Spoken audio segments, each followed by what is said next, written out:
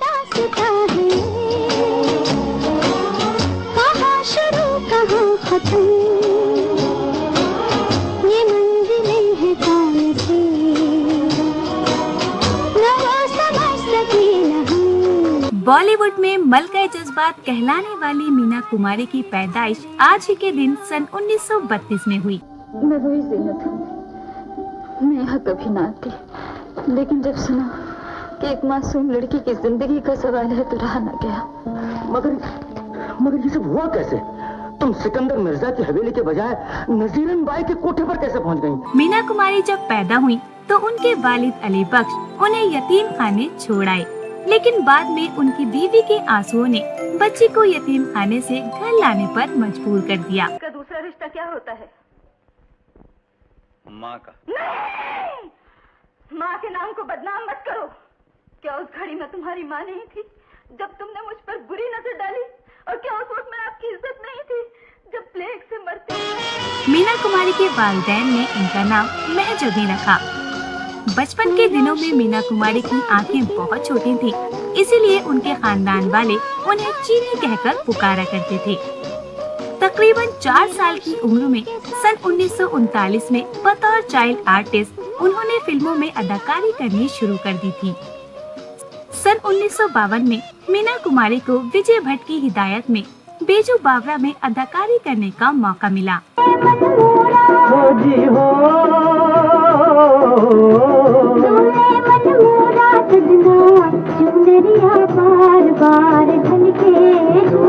पवन के आई बहार प्यार छलके।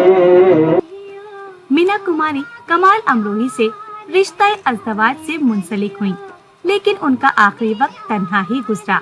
इन्हीं की गजल का एक मिसरा है, जिंदगी क्या इसी को कहते हैं जिस्म तन्हा है और जान भी तन्हा। खड़े रहियो हो बाके यार रे, खड़े रहियो हो बाके यार रे, खड़े रहियो, खड़े रहियो, खड़े रहियो, खड़े रहियो हो बाके यार रे, खड़े रहियो।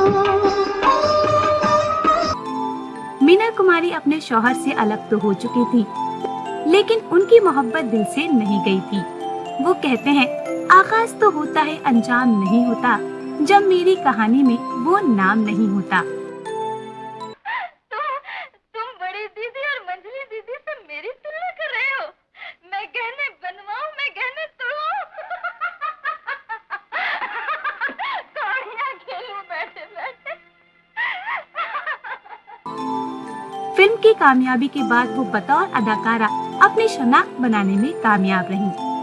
इनकी खास फिल्मों में 2 बीघा जमीन, पाकीज़ा, चांदनी चौक, बेजू बावरा, साहब बीवी और गुलाम, मैं चुप रहूंगी का नाम शामिल है। दास्तां है, कहाँ शुरू कहाँ खत्म।